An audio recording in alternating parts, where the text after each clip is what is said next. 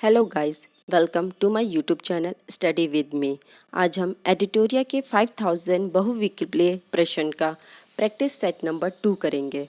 तो आज स्टार्ट करते हैं। फर्स्ट क्वेश्चन है, निम्न में से कौन सा मूल अधिकार केवल भारतीय नागरिकों को ही प्राप्त है? Option A article 15, article 16, article 19, option D उपरोक्त सभी। तो इसका सही उत्तर है उपरोक्त सभी। तो आर्टिकल जो 15 है, 16, 19, 29, 30, मतलब आर्टिकल 15, 16, 19, 29, 30 ये सब आर्टिकल केवल भारतीय नागरिकों को ही प्राप्त है।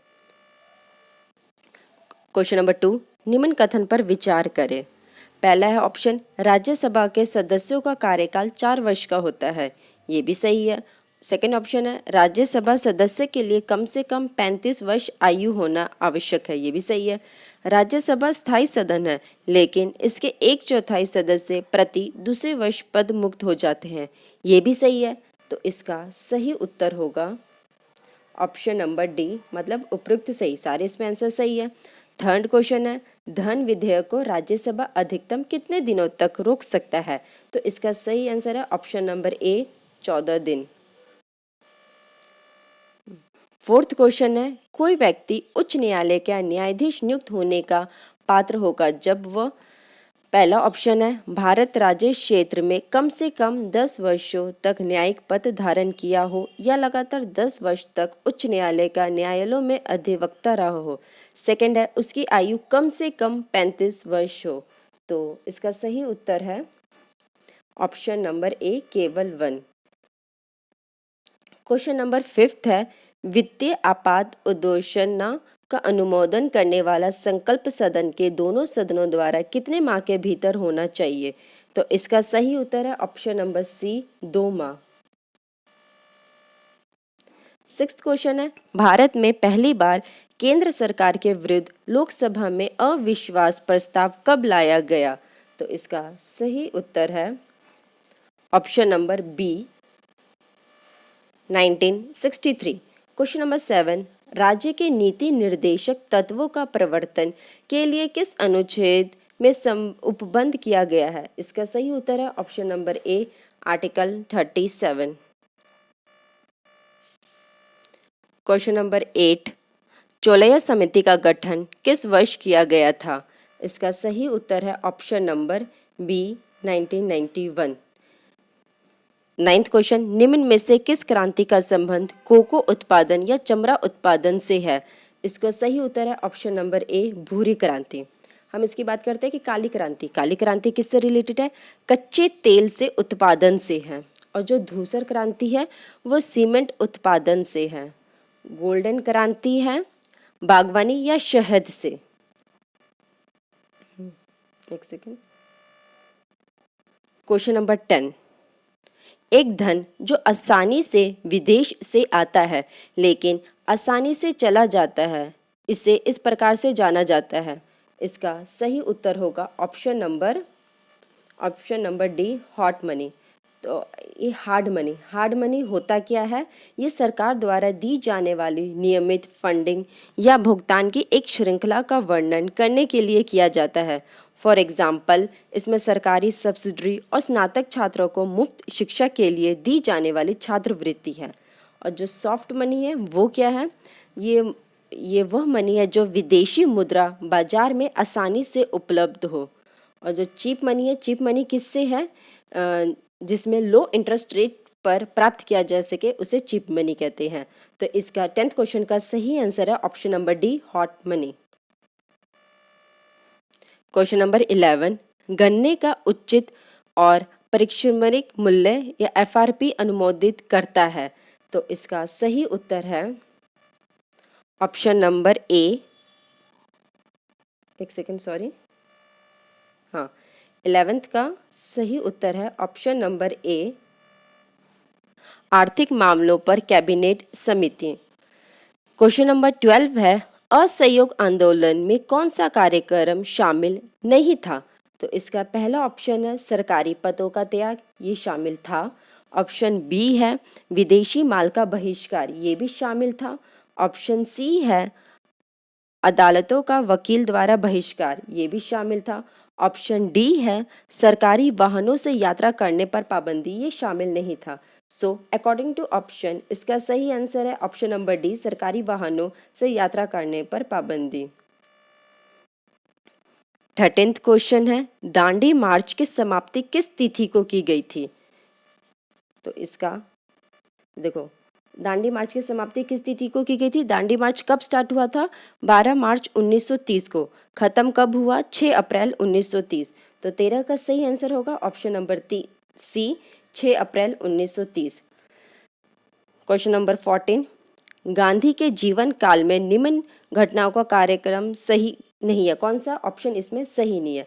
पहला है चौरी चौरा घटना, ये हुआ था 5 फरवरी 1922 को। सेकेंड है द्वितीय गोलमेज सम्मेलन, ये हुआ था 7 सितंबर 1931 को। सी पूना समझौता हुआ था 24 सितंबर 1932 को। डी भारत छोड़ो आंदोलन, ये स्टार्ट हुआ था 9 अगस्त 1924। तो इसका सही आंसर होगा ऑप्शन नंबर डी, क्योंकि भारत छोड़ो आंदोलन स्टार्ट हुआ था 1924 को, ना कि 1942 को। तो 14 का सही आंसर हो गया option number D. 15 question, Azad Hind फौज के साथ सुभाष चंद्र बोस ने सिंगापुर में स्वतंत्र भारत की अस्थायी सरकार का गठन कब किया गया था? तो इसका सही उत्तर है ऑप्शन नंबर बी, 21 अक्टूबर 1943। क्वेश्चन नंबर 16, सती प्रथा का उन्मूलन किया गया था, इसका सही उत्तर है ऑप्शन बी, 1829 के नियम 17 के द्वारा। और सती प्रथा को किसने खत्म किया था? राजा राम मोहन रॉय जी ने। 17 क्वेश्चन है वाहिबों के विद्रोह को कुचलने का श्रेय किस गवर्नर जनरल को दिया जाता है? तो इसका सही उत्तर है ऑप्शन नंबर बी, लॉर्ड एलिगन प्रथम को। क्वेश्चन नंबर 18, त्रिपक्षीय संघर्ष में निम्न में से कौन सा राजवंश शामिल नहीं था? तो इसका हम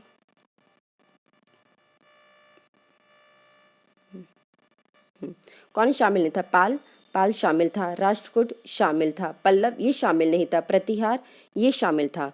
तो इसमें कौन कौन से शामिल थे? पाल, राष्ट्रकूट, प्रतिहार। तो इसका सही उत्तर होगा ऑप्शन नंबर सी, पल्लव इसमें शामिल नहीं थे। 19 क्वेश्चन, सिंधु घाटी सभ्यता के अंतर्गत शवों को दफनाने के अवशेष मिले हैं, इसमें शवों के सिर किस दिशा में रखे मिले हैं? इसका सही उत्तर है ऑप्शन ए, उत्तर।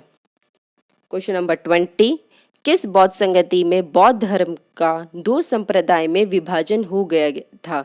इसका सही उत्तर है ऑप्शन नंबर डी, चतुर्थ। तो इसके बारे में कुछ एक सेकेंड, हाँ, जैसे हम लोगों को पता होना चाहिए कि बौद्ध संगति कब कब हुआ था। पहला बौद्ध संगति हुआ था 483 बीसी, राजगृह में राजा थे अजातशत्रु, अध्यक्ष थे महाकश्यप। सेकेंड बौद्ध संगति हुआ था 383 बीसी में, वैशाली में राजा थे कालाशोक और अध्यक्ष थे शिवकामी। इसमें क्या क्या हुआ था? बौद्ध धर्म का पहला विभाजन महासंधिक एवं थेरावदी के रूप में हुआ था।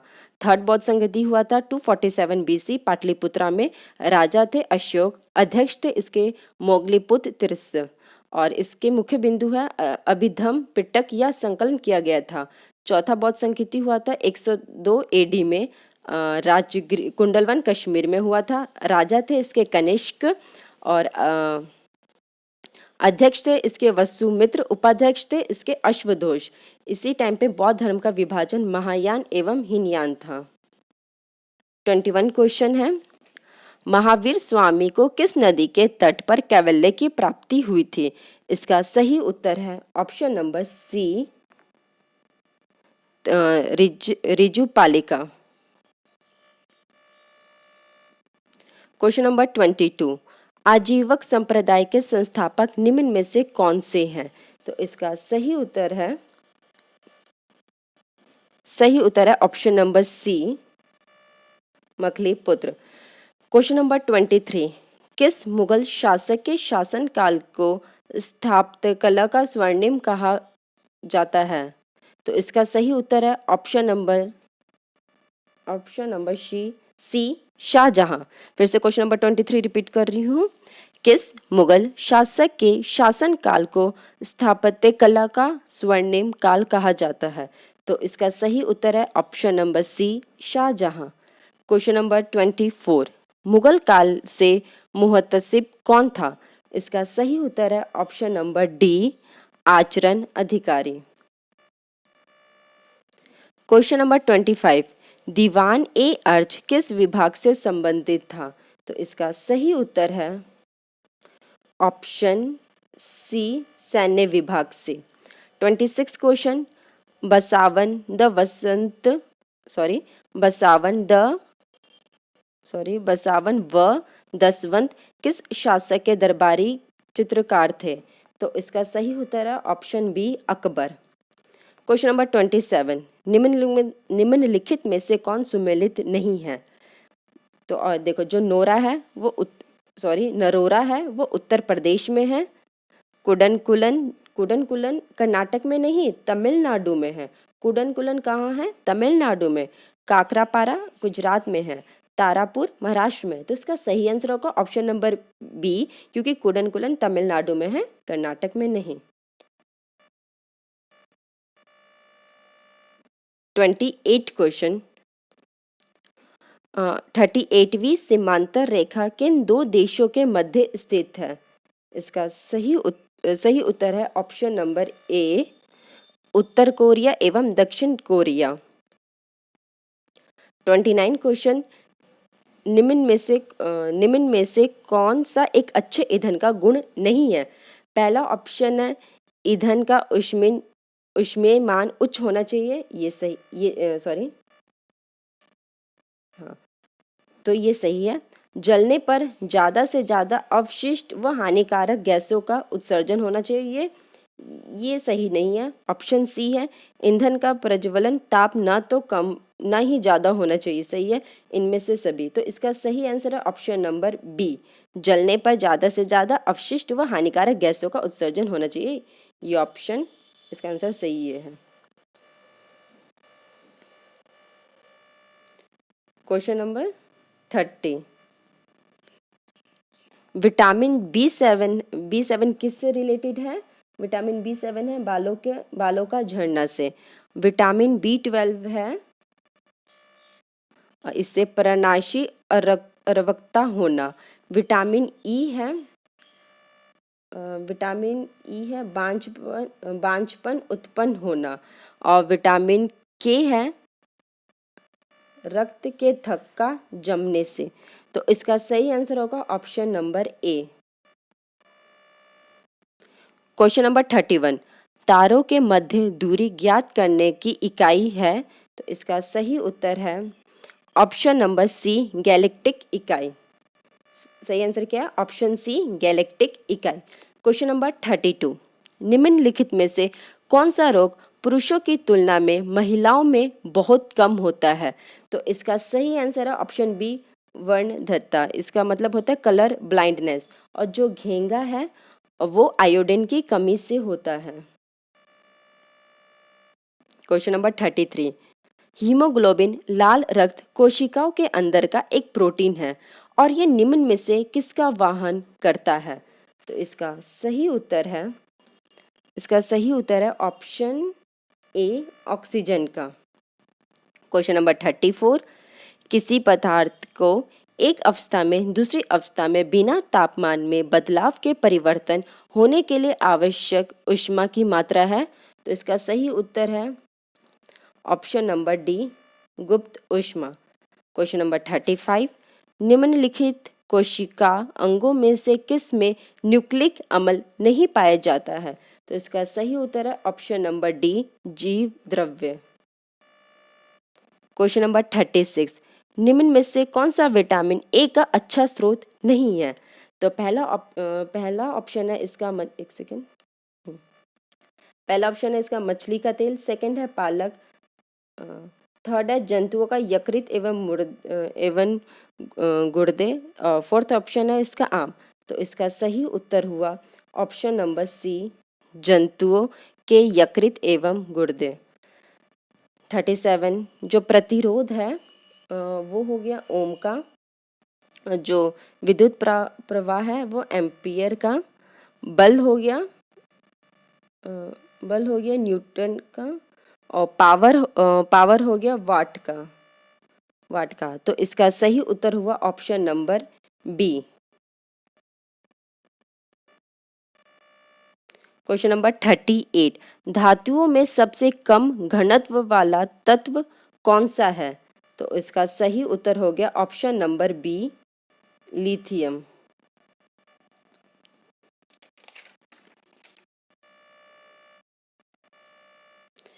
क्वेश्चन नंबर 39, प्राकृतिक रबर के बारे में निम्न में से कौन सा कथन सही है? तो इसका सही उत्तर होगा ऑप्शन ए, यह एक प्राकृतिक बहुलक है और इसमें लोचदार गुण होते हैं। क्वेश्चन नंबर 40, किसी तत्व का रासायनिक गुण निम्न में से कौन सा तय करता है? तो इसका सही उत्तर होगा ऑप्शन नंबर सी, इलेक्ट्रॉन की संख्या। क्वेश्चन नंबर 41, देव प्राय किन नदियों के संगम में स्थित है? तो इसका सही उत्तर होगा ऑप्शन ए, भागीरथी नदी, अलकनंदा। क्वेश्चन नंबर 42, निम्नलिखित में से किस राज्य से कर्क रेखा बीचों बीच गुजरती है? तो इसका सही उत्तर होगा ऑप्शन नंबर सी, मध्य प्रदेश। तो कर्क रेखा सबसे पहले 8 स्टेट से गुजरती है। कर्क रेखा कितने स्टेट से गुजरती है? 8 स्टेट से। गुजरात, राजस्थान, मध्य प्रदेश, छत्तीसगढ़, झारखंड, वेस्ट बंगाल, त्रिपुरा, मिजोरम, इन 8 स्टेट से गुजरती है। क्वेश्चन नंबर 43, निम्नलिखित में से कहाँ सर्वाधिक जैव विविधता पाई जाती है? तो इसका सही उत्तर है ऑप्शन नंबर सी, उष्णकटिबंधीय वर्षावन।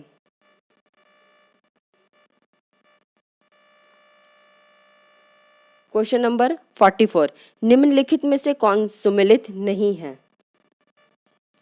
जो बांधवगढ़ राष्ट्रीय उद्यान मध्य प्रदेश में है, रोहिला राष्ट्रीय उद्यान गुजरात में नहीं, उत्तराखंड में है। रोहिला राष्ट्रीय उद्यान कहाँ है?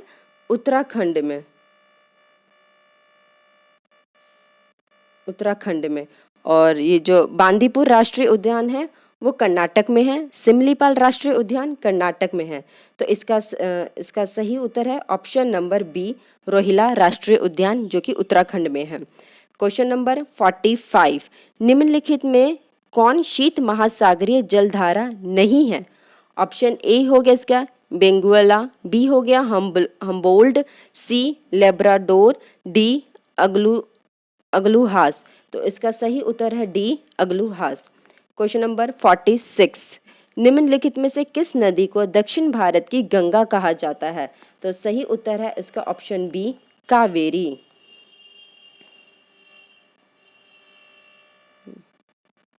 क्वेश्चन नंबर 47, प्रशांत महासागर क्षेत्र में रिंग ऑफ फायर किस लिए जाना जाता है? तो पहला ऑप्शन है भूकंप, ज्वालामुखी, तूफान, जंगल की आग। तो इसका सही उत्तर है ऑप्शन नंबर बी, भूकंप और ज्वालामुखी के लिए रिंग ऑफ फायर जाना जाता है। क्वेश्चन नंबर 48, निम्नलिखित में से कौन सुमेलित नहीं है? तकलामकान चीन में है। जो तकलामकान है वो चीन में है। थार भारत में है। आटाकामा चिली में है। ग्रिप्सन अफ्रीका में नहीं, ऑस्ट्रेलिया में है। तो इसका सही उत्तर हो गया ऑप्शन डी, ग्रिप्सन। क्वेश्चन नंबर 49, प्रतिरोधात्मक या घर्षणात्मक बेरोजगारी क्या है? तो इसका सही उत्तर है ऑप्शन नंबर सी, व्यवसाय या रोजगार परिवर्तन की प्रक्रिया के दौरान श्रमिक या व्यक्ति का कुछ समय के लिए बेरोजगार होना। क्वेश्चन नंबर 50, न्यूनतम समर्थन मूल्य एमएसपी के बारे में निम्नलिखित कथनों पर विचार कीजिए। तो पहला ऑप्शन है न्यूनतम समर्थन मूल्य आर्थिक मामलों की मंत्रिमंडलीय समिति द्वारा प्रस्तावित की जाती है, सही है। सेकंड है न्यूनतम समर्थन मूल्य कृषि लागत एवं मूल्य आयोग द्वारा अनुमोदित की जाती है, ये भी सही है। तो इसका सही उत्तर हुआ ऑप्शन नंबर सी 1 और 2। ये जो है ये वेरी वेरी इम्पॉर्टेंट है, वेरी वेरी इम्पॉर्टेंट समरेश था ये। प्रमुख दर्शन एवं उसके प्रवर्तक, तो योग है पतंजलि से, न्याय है गौतम से, सांख्य कपिल, चारवाहक वैशेषिक कणाद, पूर्व मीमांसा जैमिनी, उत्तर मीमांसा बादरायण और विभिन्न संप्रदाय एवं उनके संस्थापक। इसमें हम लोग संप्रदाय पढ़ेंगे और इधर संस्थापक। These are very important. Ajivaka के संस्थापक है मकलीपुत्र गोशाल, अनिश्चयवादी के हैं संजय वेटलीपुत्र, भौतिकवादी के पखुत कच्चायान, घोर आक्रवादी के पूरन कश्यप। Thank you. आज के लिए इतना ही। Please like share and subscribe my channel. I hope आपको मेरा आज का वीडियो अच्छा लगा हो, तो प्लीज़ मेरे चैनल को सब्सक्राइब करिए।